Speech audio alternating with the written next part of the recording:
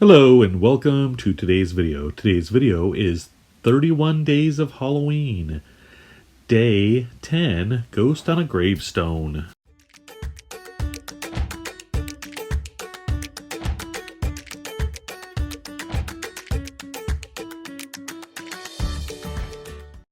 For this project, I'm using some foil, some green, gray granite, opal, and black Primo Sculpey.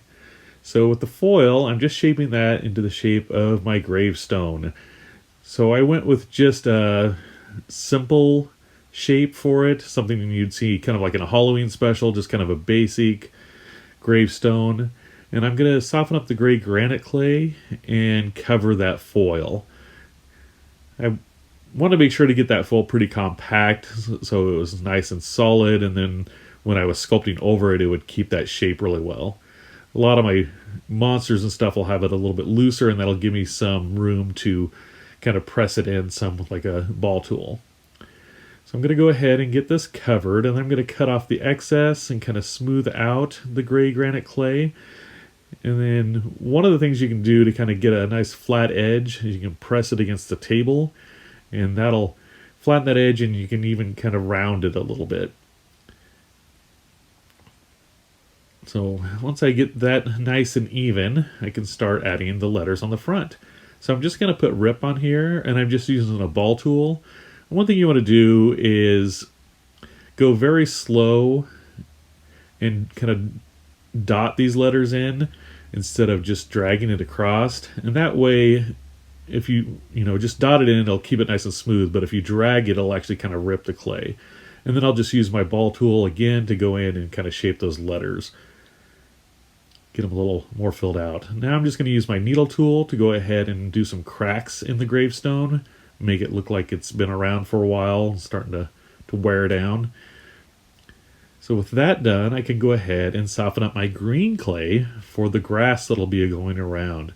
But instead of just having it around it, I'm going to go ahead and make it the base too. So I'm going to soften up. I want to get it nice and really soft so I can kind of do some sculpting of some grass and weeds in there. So now I want to get the basic shape of it, and I'm going to go ahead and dig that out because I want my gravestone to kind of sit in there so it looks like this vegetation has kind of grown up around the gravestone. And once I get that all dug out and I'm happy with the placement of the gravestone, I can go in with my ball tool, and I'm just kind of swirling it around some, giving it some just different texture, so it looks like it's a little bit, I don't want to say overgrown, but it's just kind of messy. It's not just a nicely trimmed grass. And then when I'm happy with that, I'm going to go ahead and build up just a few longer blades of grass or a weed or something and have it up against the gravestone just to add a little more detail to it, keep the piece a little more interesting. Get those all attached with my ball tool, smooth those in. And then on this back corner, I want to take a little bit more green clay and put some like kind of grave moss growing up the edge there. So I'm just using the ball tool to add some texture to that and get it nice pressed up against that gravestone. All right, with that done, I'm going to go ahead and make a hole for my wire. I want to use a thicker wire and have it going through this for the ghost to sit on. But before I start working on the ghost, I'm going to go ahead and wash my hands because I don't want any of this green or gray granite clay to get on the opal clay. Let's keep that ghost nice and clean. So I'm going to go ahead and soften up my opal clay. And if you've never worked with opal clay, it's a lot of fun. It's got a lot of like metallic specks in it, and it has a glittery effect to it. So it's an off-white or almost translucent with glitter. So I thought it would be a fun thing to try with the opal clay. I've tried the glow in the dark and the pearl before, so I wanted to try something different with this one. And then I'm just going to go ahead and shape out my ghost. So I want this ghost to have a little bit of a longer tail so that way it can kind of sit on the gravestone and wrap around a little bit. And then I'm just going to use my ball tool to mark out where I want to put the eyes. So I'm going to go ahead and set him on the little gravestone. I'm going to go ahead and run my needle tool in there first so I have a place for that wire. Now if you notice here, I took it back off, and I noticed I had it a little bit high, and then you could see that wire, and I couldn't really, I mean, you'd almost have to lay down for it to be covered up. So I went ahead and fixed that, ran the needle tool through him again in a little bit lower spot, and then wrapped his tail around that gravestone.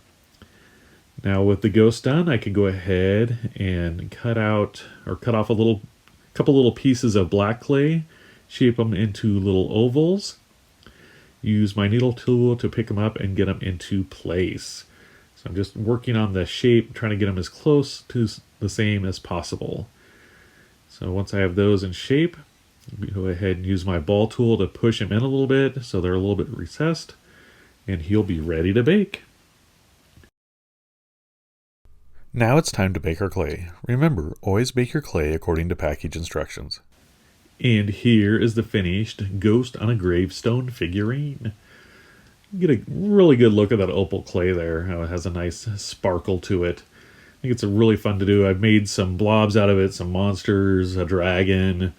It's just really fun to work with.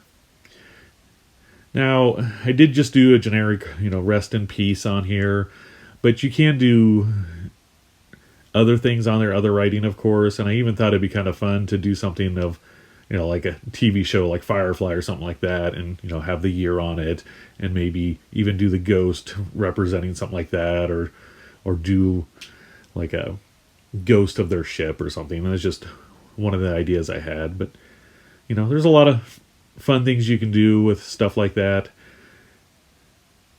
But in the end, I'm happy with just doing a basic ghost for this one. It was a lot of fun to do. I really enjoy doing these little ghost characters. Well, thank you so much for watching. And remember, never stop creating. Bye.